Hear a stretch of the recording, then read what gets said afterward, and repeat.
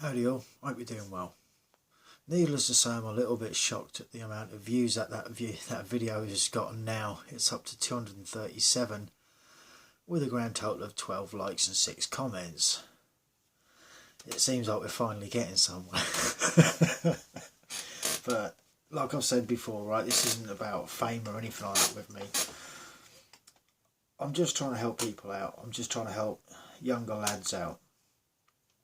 And I suppose that one of the things is that gets asked a lot within the manosphere is, if you could go back and do things differently, right? If you had any advice you could give yourself, what would it be? Now there's a couple of problems with that. You see, when I was growing up, things were a lot different. You know, the internet isn't what it is now in 2023. You had I suppose the upper class people that probably would have had a 46k modem before anyone else. Modulate, demodulate, that was one of the first things I learned about modems. What does it do? It modulates, demodulates, and makes funny noises whilst trying to connect to the internet. Sounded quite similar to, for those of you that are in the same age generation, the old, Commodore Sinclair with the old tape deck at the end. You'd sit there watching the lines on the TV as the game loads, and if it didn't, you just wasted like 15 minutes of your life just watching the screen with lines going across it. And yeah, those were the days, man. They really weren't. They really weren't. No, for what it was at the time, I think technology, what was available to us, I think it was what it was. But in terms of giving advice, now you've got to remember there's a couple of things, not a couple, shit tons of things that have changed over the years, you know. But what advice would I give myself? Well, this one might go with a bit of controversy, but you've got to remember I'm talking from my perspective and not anyone else's, right? The first thing I'd say is don't date single mums. But I wouldn't have listened anyway. so it would have all landed on deaf ears, right? The other thing would have been not to get married. Now, having said that, you see, this is, I think for me, right, this is my personal view on it. Having been told at school, and here we go, we're talking about past traumas, right? Here we go. Let's pull those skeletons. Let's open it up and pull the skeletons out of that closet, shall we? No, but seriously, all jokes aside, right? Like, when I was at school, I was always told that I wasn't going to amount to shit, right? I was an underachiever by default. And, you know, it seemed to me that if I could just get that one thing right in life, you know, for me it was like, and again, like, I'm not going to look back over past relationships, not with rose-tinted glasses, nor with total negativity. Now, much as things fell apart between my ex-wife and myself, right, for the reasons that they did, which I don't need to go into here, right,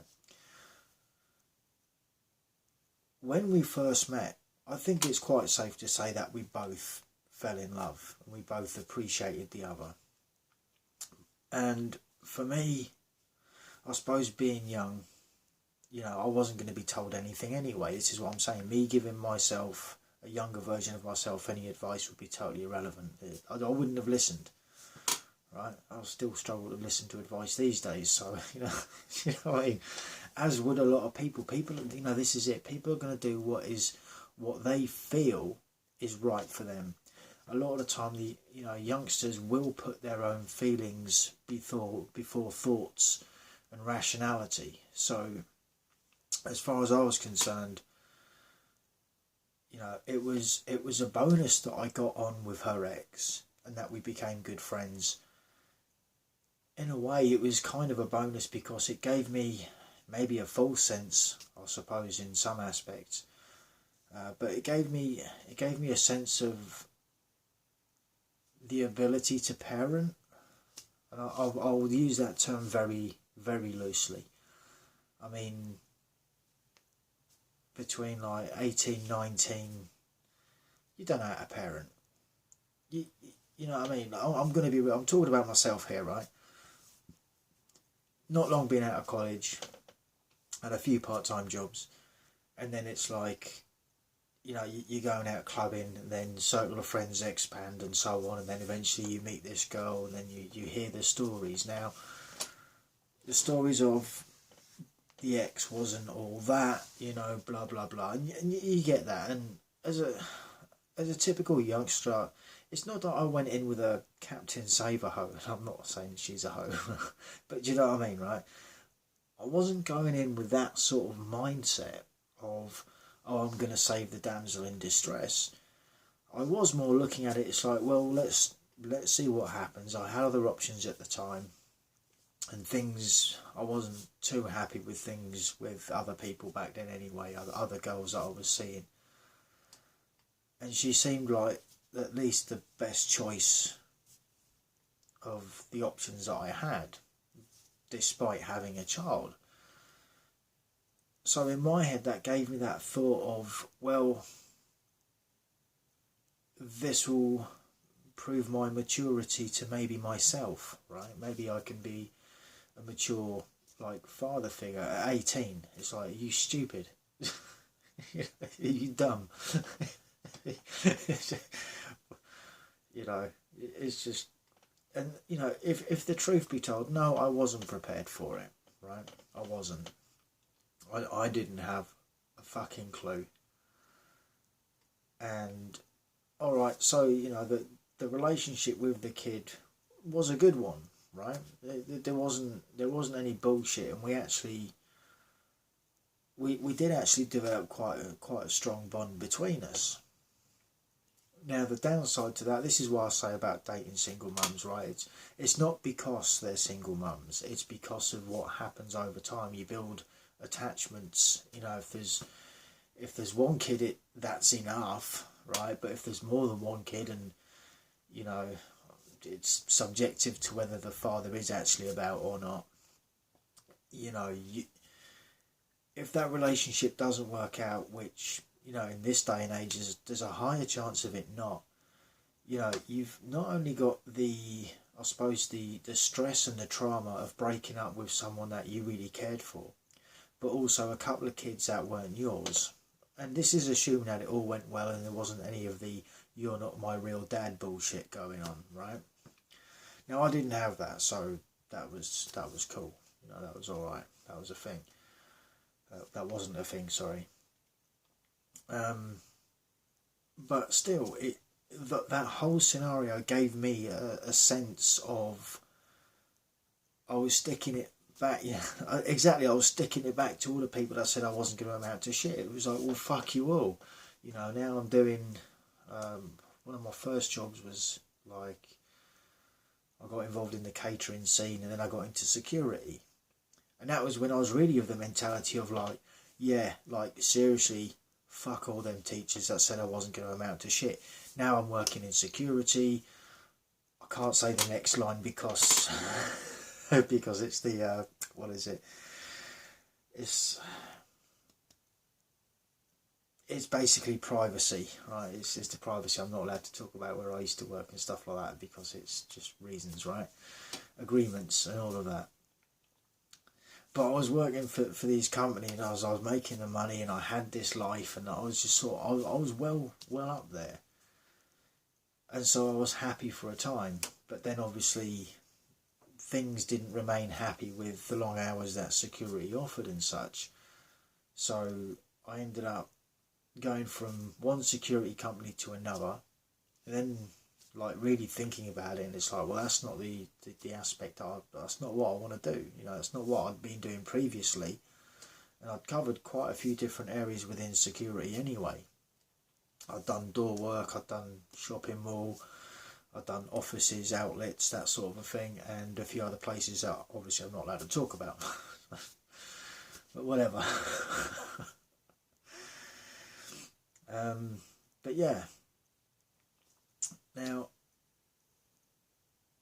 you know, when you sort of look at it like that, and you're going to try and tell your younger self, oh yeah, don't get married, you know, don't do that.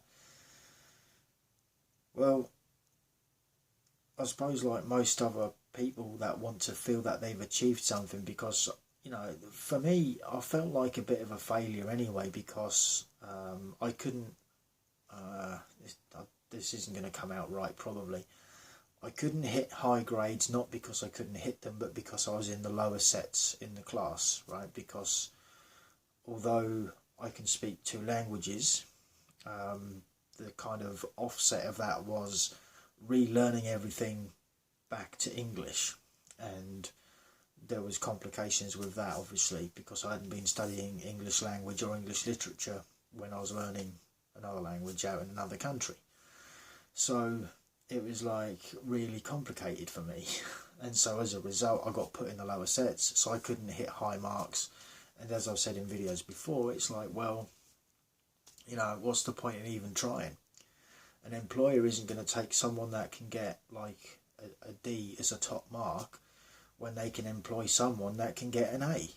You know what I mean? So it's like, what was the point? So I felt, for me, it felt like I was a failure for that, even though it was totally out of my control. There's nothing I could have done. I couldn't have worked any harder to get into the sets, the higher sets of like I suppose GCSE level. So part of that was why I couldn't.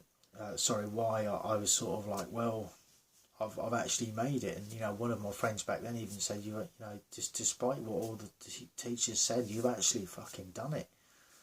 And it's like, yeah. So obviously I was quite content for quite a while. Then obviously I'm not happy kicked in. And you'll know what happens when I'm not happy kicks in. And it's not that I wasn't happy. I mean, sure, I'd noticed things had started getting a bit rocky and everything. But then, like I say, it's to what you go through afterwards, like as an individual. Like, you've not only have you lost someone that, you know, you cared about, and despite all the arguments that you might have had and the bullshit and the fuckery that went on, you know, not only have you lost that woman, but you've also lost the other side of the relationship, which you actually, you know, it grows to be a part of you. And when that gets taken away, you know, if you want to sort of see it like that, or when that goes away because, you know, it's not your kid, you know, it is heartbreaking, it is devastating. You don't forget about it, you know. And I say that it didn't stop me from making the same mistake a few more times after the fact, you know.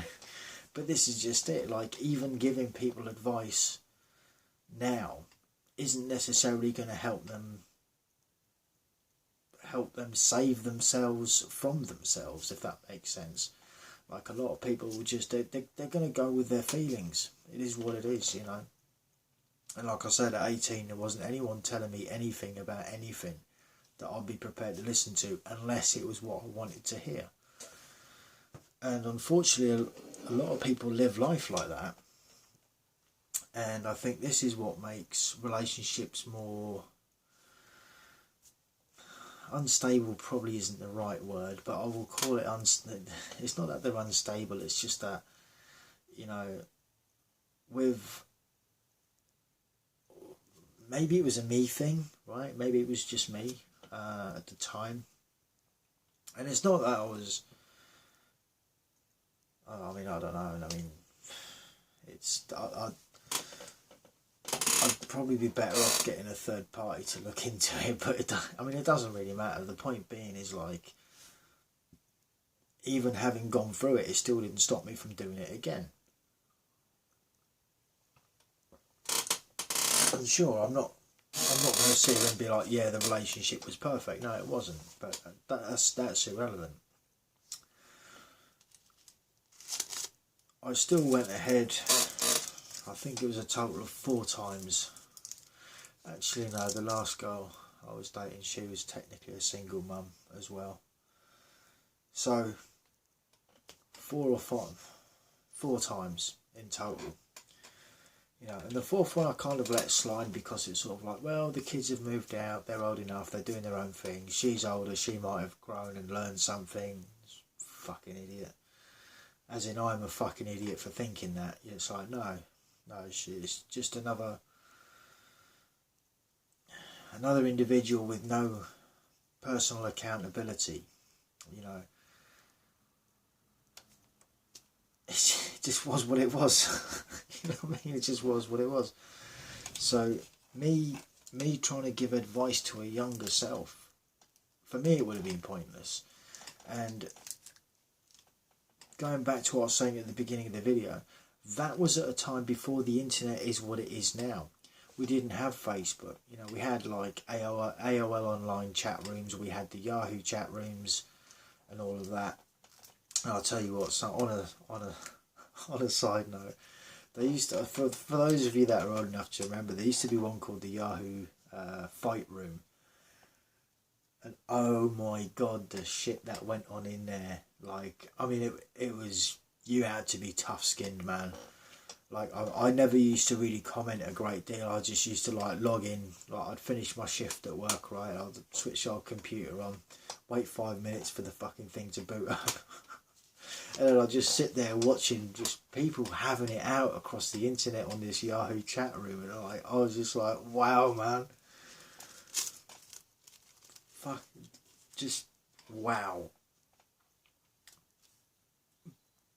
But they didn't have the amount of crap that they've got now, right?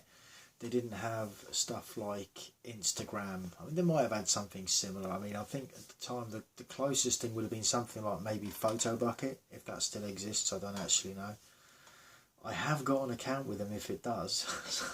I just don't know the password or the username for that matter. And the email address is probably that bloody old, it's irrelevant now as well. So, yeah. It'd be interesting to find what's on there actually. just out of curiosity. But yeah, and it's like the times have changed so much between then and now that I think even if I was 18 now and I had to give myself some form of advice regards relationships,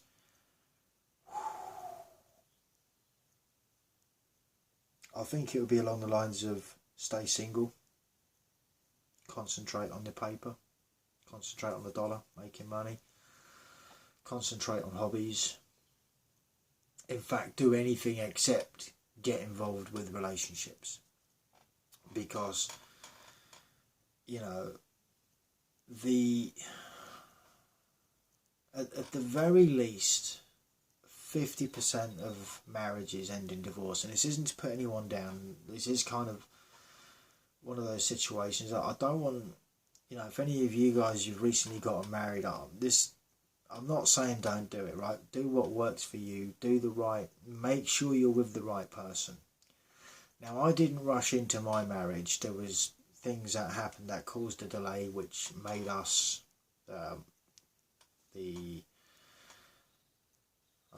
ex-wife, I suppose. The ex-wife and myself that was causing, not in a bad way, but things happened which made it be delayed. So we had to spend more time waiting together, getting to know each other better. At the same time, I also can't help but think that, like, once you get married, it's like, well, what next? You know, and maybe it was just a passing thing. She was older than me, right? And who knows, maybe there might have been, perhaps in some cases, her own insecurities. Maybe she thought that I was going to play the field whilst, you know, be unfaithful while I was with her. Truth is, no, I wasn't. I would have quite happily have stayed in that relationship, but things needed to change and we weren't seeing eye to eye on some things, and so as a result, it just didn't fucking work. So, but like I say, when you look at relationships now, well over 50% of marriages end in divorce. Over 80% of those are initiated by the women. And this is a catch-22, because a lot of the time as guys, normally we're too fucking busy working to start dealing with trying to get the paperwork and going to see solicitors and stuff like this. We're too busy with work a lot of the time to even want to deal with that. And in fact, if I'm totally honest, most of the time we don't actually want the divorce in the first place. So why would we start initiating something we don't want, right? At the same, if it does get initiated by the woman, that gives them free rein, and, you know, like, no fault divorce wasn't a thing even back then, right? So there had to be a reason, and then this is going to be down to each individual and how they deal with it. But, you know, as I've said before, women don't like taking accountability. You know, a lot of the time it'll be a case of, oh, well, I did this because you did that. And it becomes very much tit for tat in terms of as to why the relationship didn't work and why, you know, and I'm talking about any given relationship, not necessarily mine. But you get my point. And when they go and see the solicitors or the lawyers, you know, this is where it's all financial. This is why I say don't get married. It's a fucking bad idea. You know, it's very nice and glamorous and very romantic, and oh, how great it would be if you could live happily ever after. And look, if it works, fucking brilliant. But when it doesn't, and even when you have an amicable breakup and there's no bad blood between you and one of your partners, the person you're divorcing, it doesn't make it any less stressful, because you've got the lawyers, the solicitors, they want you to start, you know, fucking with each other. You know, how much can you get out of them? How much can you take? What have they got? Blah, blah, blah.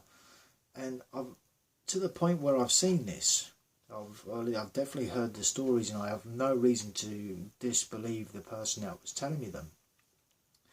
And whereas they were getting divorced, and the solicitors were saying to the girl, "Are you sure you don't want to do anything?" She's like, "No, I just want to get divorced, right? I don't hate the guy. I don't want anything from him. I just want to get divorced. We've broken up. It's not working. I just want a divorce. I want to be single. Need to start again." You know, and they were... But this is just it. So the whole marriage concept is literally a societal construct nowadays, right? Nowadays it is more for finances. It is more for the industry. It's not for the people. It's not for the family. It's not for the individual. It's for the industry, right? How else do you think these solicitors drive around, or lawyers, or whatever you want to call them? How else do you think they drive around in the cars that they drive in and have these big houses, right? It's because they charge you a minimum of 50 quid a phone call and 200 quid a letter. Yeah, there you go. I said it. Ask me again why you shouldn't get married. Because if it doesn't work, that's what you're looking at. And it's going to be more than one phone call, more than one letter. And even, you know, I've spoken about this in mine. I had I think they called it a domestic dispute or something like that. And because we weren't married, but we were living under the same roof and we had a mortgage. And again, you know, the bill racked up to the best part of $7,000. I didn't even marry the chick, you know what I mean? But this is why they want to do it. So the best advice I could give a younger self, which would probably be ignored, would be concentrate on the paper. Stick to your hobbies and just keep out of trouble. That is the best advice that I could give to a younger self, and I'd ignore probably all of them except one. You know, but this is just it. And like I say, times have changed so much now, where the rate, again, it's hard to tell whether the rate of cheating is actually higher, or is it just because now it's on show, you know? And so because now it's on show, people are less, you know, they're less subtle about it, and they're more blasé about it in some cases, because it seems that the the morals of the individual has actually been societally lowered as well, because it's not been seen as a thing. I mean, once upon a time, if you, regardless of male or female, you know, if you cheated on your partner and it became common knowledge, you know, it wasn't celebrated like it is now. It was condemned. It was like, no, it's like, what the fuck are you doing? You need to sort yourself out. You know, you can't go around doing that shit. And that's kind of how I was brought up, with that sort of like, you don't do things like that. Someone that you're supposed to love and like and appreciate and you want in your life, and you're going to go and do the one thing that's going to, you know, potentially do them a lot of potentially psychological and emotional damage. It's like, well, that's not love anyway. So, but yeah, like I say, with the way things have changed so much between when I was younger and what they are now, you know, I don't envy the younger generations now coming into the, you know, coming of the age of getting involved in relationships and trying to build a future. I'd say build a future for yourself, right? And if you do want relationships, make sure you know what the laws are, you know, because again, this is another thing that we've had over here. A few laws changed, I think it was 1 or 2 years ago, and whereas even if you're just common law partners, it can still have an effect. And again, it doesn't benefit the guys. I'm just saying. It's been deliberately set up so that, I mean, I'd say that. I would say that because, generally speaking, you know, even if the guy is the main breadwinner and say it's a stay-at-home mum situation, you know, they're now saying, oh, well, the guy should pay because she spent her best years raising children. It's like, well, that was her choice. You know, the unwritten agreement was the guy will bring home the bread and put the roof over the head and food on the table, and the mother will, you know, raise the kids. But then again, with schooling and everything else, they're not even raising the kid all the time. So if they're sat at home bored, and, you know, with social media being what it is now, it's like, it wouldn't be a surprise or a shock to me if the reason the numbers are higher now is not because it's being revealed as to the, air quotes, female nature, but it's more that, you know, there's less consequences and there's less accountability for it, you know.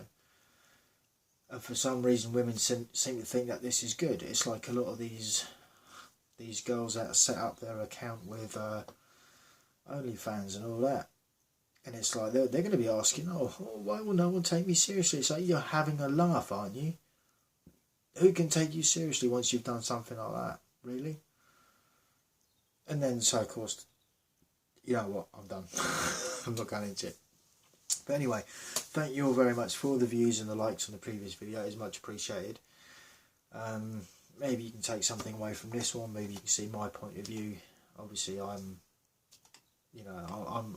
comparing what it was then to what it is now, and things have changed drastically, like in terms of social acceptance, social norms and everything else. So anyway, thoughts, comments and opinions, feel free to jump down as always. Till the next one, stay cool, stay free, peace out.